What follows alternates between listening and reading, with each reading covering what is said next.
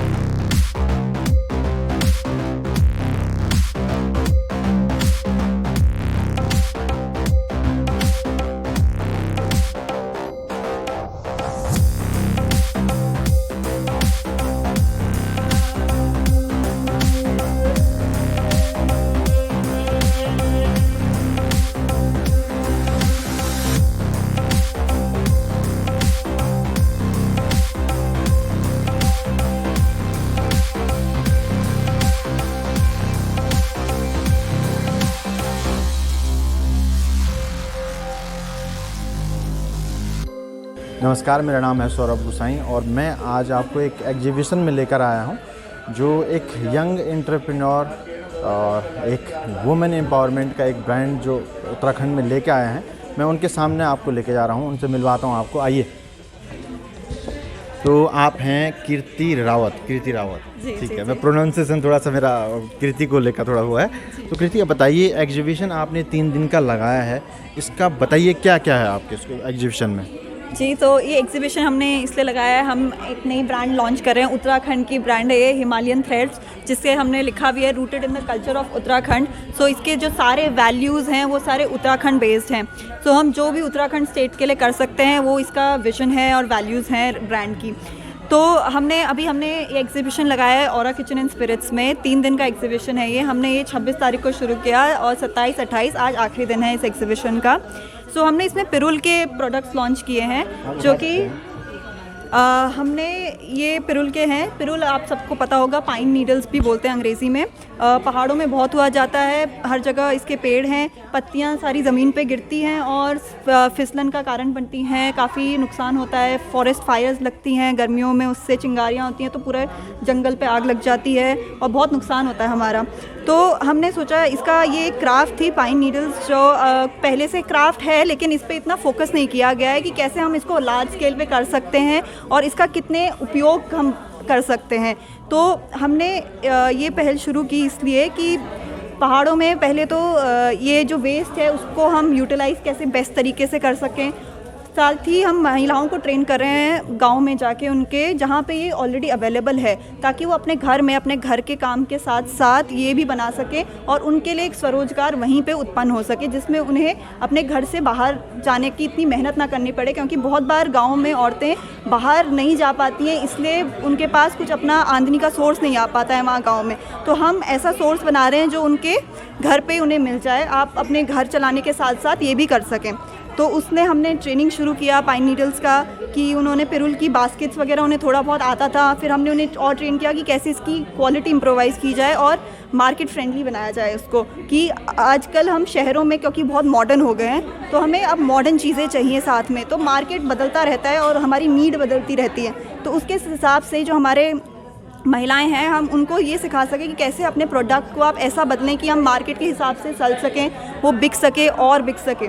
तो इसलिए हम उन्हें ट्रेनिंग दे रहे हैं बेसिक्स बनाने की, उसकी क्वालिटी कैसे इम्प्रोवाइज़ करें, उनके डिज़ाइन कैसे बदले जाएं, क्या क्या रेंज बना सकते हैं जो अब बिक रहे हैं, अब क्या हम इस्तेमाल कर सकते हैं। जैसे हमने कोस्टर्स बनाए हैं, टी कोस्टर्स बनाए हैं, ऑर्गेनाइज़र्स बोलते हैं हम इन्हें, जो कि होटलों में भी यूज़ हो सकते हैं, घरों में भी यूज़ हो सकते हैं, रेस्टोरेंट में यूज़ हो सकते हैं, कहीं भी आप बाथरूम में यूज़ कर सकते हो, किचन में यूज़ कर सकते हो। मल्टीपर्पज़ ऑर्गेनाइज़र्स हैं ये। And that is all. और हमने ये डिज़ाइन एलिमेंट्स इनको करना सिखाया है कि कैसे हम उसको और अच्छा और आकर्षक बना सकें, ताकि आज के जो हमारी ऑडियंस है, जो हम ख़रीदते हैं लोग, हम लोग और अपने घर में उसको इंक्लूड कर सकें। पिरूल को काफ़ी समय से काफ़ी लोगों की तरफ से एक अभिशाप के तौर पर प्रोजेक्ट किया जा रहा था। आपको लगता है कि पिरूल लोगों की आजीविका का सोर्स बन सकता है और हम उससे एक वरदान के तौर पर ले सकते हैं? जी जी जी। अभी तक ये अभिशाप था, क्योंकि हम इसको उस नज़रिए से नहीं देख पा रहे थे कि हम इसको कैसे हम आगे ले जा सकते हैं। अगर हम अभी इसको कलेक्ट कर लें तो हमारा उससे आगे क्या कर सकते हैं वो हम आपको दिखा ही रहे हैं। अब हम और प्रोडक्ट्स बनाएंगे। अभी हमारा फर्स्ट ट्राई है, हमने पहली बार एग्जीबिशन किया है देखने के लिए कि लोगों को कैसे पसंद भी आता है ये प्रोडक्ट कि नहीं। तो हमने ये सारे प्रोडक्ट्स ट्राई किए हैं। अब हम लोगों के रिव्यूज़ ले रहे हैं कि और क्या हो सकता है, और जैसे जैसे लोगों को पसंद आ रही हैं ये चीज़ें, हम और इम्प्रोवाइज़ कर रहे हैं, और ये अभिशाप से अब बहुत ही एक सक्सेसफुल चीज़ बन सकता है जो हमें लग रहा है, क्योंकि लोगों को पसंद आया है। हमारा आज से ज़्यादा स्टॉक बिक चुका है पिछले 2 दिन में, बल्कि हमने बहुत ही लास्ट मिनट ये बनाया था। बहुत ही कम लोगों को इसकी सूचना दी गई थी कि हम ये कर रहे हैं, ये नए प्रोडक्ट्स हैं, पर लोगों को पसंद आए हैं, लोग अपने घर लेके गए हैं। अब इससे हमारा प्रचार प्रसार होगा तो सबको दिखेगा कि हम इसको कैसे अपने घरों में प्लास्टिक और ये जो बाकी मॉडर्न चीज़ें हमने पिछले 10 सालों में, जिससे हमें पता चला है कि कितनी सारी बीमारियां हो जाती हैं। हमने कोविड के टाइम पे रियलाइज़ किया कि जो हमारी ओरिजिनल चीज़ें थी, जो हमारी सारी ऑर्गेनिक चीज़ें थी, ऑर्गेनिक लाइफ थी जो हमारी ओरिजिनल, बिना किसी प्लास्टिक और मेटल और ऐसी चीज़ें बनाए बिना, वो कितना हमारी हेल्थ के लिए अच्छा था, और उससे हमारी इम्यूनिटीज़ कितनी स्ट्रॉन्ग थी। So all these are natural products हैं, सारे इको फ्रेंडली हैं, गांव में बन रहे हैं, कुछ ऑर्गेनिक हैं, कुछ केमिकल्स नहीं हैं उनमें कि पत्तियां केमिकल से बनी हैं तो कुछ और उसका नुकसान हो सकता है।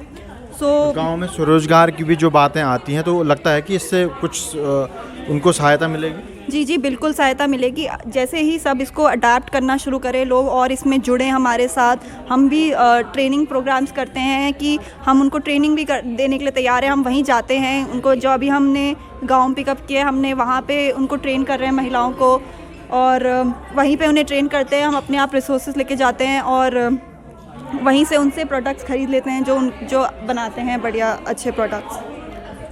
कृति, मैं आपसे जानना चाहता हूँ, आपने जो इनिशिएटिव लिया है उसकी पहली तो प्रेरणा क्या है, और दूसरा ये कि अभी पूर्व में एक उत्तराखंड सरकार के ही एक मंत्री हैं, उनकी बहू द्वारा भी कुछ ऐसा ही एक कार्यक्रम लाया गया था। उसके पीछे कहीं ना कहीं राजनीति उनको रूप से उनको स्ट्रेंथन करने की योजना उनको कही जा रही है।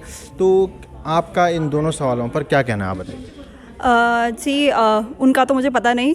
हमारा जो उद्देश्य है, मैं पहले एज अ डिज़ाइनर काम कर रही थी। सो हमने जब पढ़ाई की तो हमने हैंडीक्राफ्ट्स पे हमें रिसर्च करने के लिए बोला गया कॉलेज के टाइम पे, और मुझे अपने उत्तराखंड के बारे में कुछ नहीं पता था। सो वहाँ से ये मोटिव आया कि मैं जब रिसर्च करने गई, मैं असम गई, मैं लखनऊ गई, चिकनकारी सीखने गई, असम में मुगा सिल्क सीखने गई। फिर मैं वापस आई, मैंने सोचा कि हमारे उत्तराखंड का क्या है, कि मेरा फर्स्ट थॉट ये नहीं आया कि मैं उत्तराखंड में क्या कर सकती हूँ। तो फिर वहाँ से वापस आके मुझे लगा कि हम उत्तराखंड के आर्ट्स एंड क्राफ्ट्स और कल्चर को मुझे पढ़ने की ज़रूरत है, क्योंकि मुझे उसके बारे में पता नहीं है। और फिर मैंने अपने आसपास के लोगों से भी जानने की कोशिश की, लेकिन बहुत सारे लोग ऐसे थे जिनको नहीं पता था इस बारे में। सो वहाँ से मेरी एक ये रुचि डेवलप हुई कि मैं हैंडीक्राफ्ट्स में अपने उत्तराखंड की हम क्या कर सकते हैं, क्या हमारी आर्ट्स हैं, क्राफ्ट्स हैं। तो वहाँ से मैंने ये पढ़ना शुरू किया, फिर मैंने रिसर्च करना शुरू किया।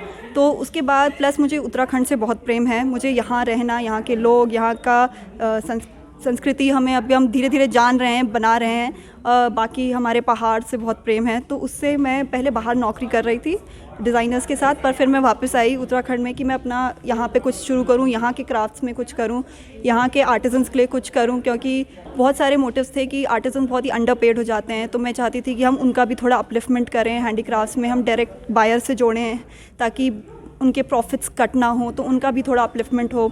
तो बहुत सारे ऐसे विजन्स थे। तो फिर साथ साथ वो एक के बाद एक हमने रिसर्च मैंने शुरू किया पहाड़ों में जाके। फिर मैं हंस फाउंडेशन के साथ काम कर रही थी अल्मोड़ा में 2 साल तक। हम वहाँ पे हैंडलूम यूनिट में काम कर रहे थे। सो वहाँ से फिर मैंने वहाँ से ट्रैवलिंग शुरू की कि हमारे आसपास में क्या क्राफ्ट्स हैं। तो ऐसे पिछले काफ़ी सालों से मैं ऐसे ही ट्रैवल कर करके उत्तराखंड के क्राफ्ट्स के बारे में जान रही हूँ, पढ़ रही हूँ, उनसे लोगों से बात कर रही हूँ क्या क्या हमारे थे।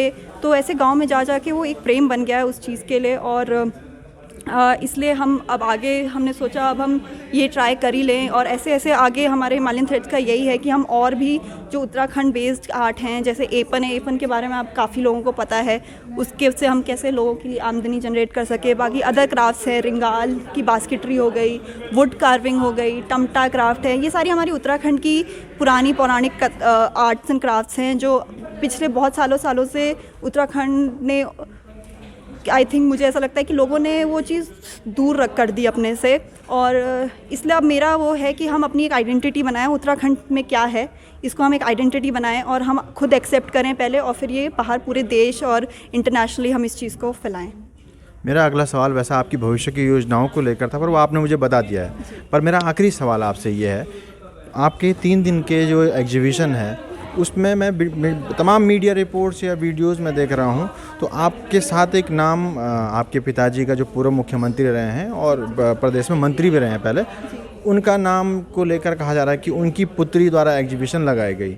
और पूर्व में अभी आपने अगर एक विवाद ये भी सुना होगा कि प्रियंका चोपड़ा ने इस बात से बड़ा ऐतराज़ जताया था कि उनका नाम जो है निक जोनस के नाम, जो उनके पति हैं, उनके नाम से जोड़ के न लिया जाए, उनकी भी एक आइडेंटिटी है, तो उस प्रचार से उनको देखा जाए। तो आपका उसमें क्या कहना है? जी मैं ये कहना चाहूँगी कि मेरे पिताजी भी बहुत कुछ कर चुके हैं, उनका एक बड़ा नाम है, वो भी हैं, उन्होंने लेकिन अपना नाम खुद बनाया है, और हम भी अपने डायरेक्शन में अपना नाम खुद बना रहे हैं। हमारा राजनीति से कोई लेना देना है नहीं, हम लोग डिज़ाइनर लोग हैं, मैं एक आर्टिस्ट और एक डिज़ाइनर हूँ, मैं पहाड़ों में अपना काम कर रहे हैं, हम लोग हैंडीक्राफ्ट्स का काम कर रहे हैं और बहुत ही मन से कर रहे हैं, हमारी पूरी टीम ये सब कर रहे हैं।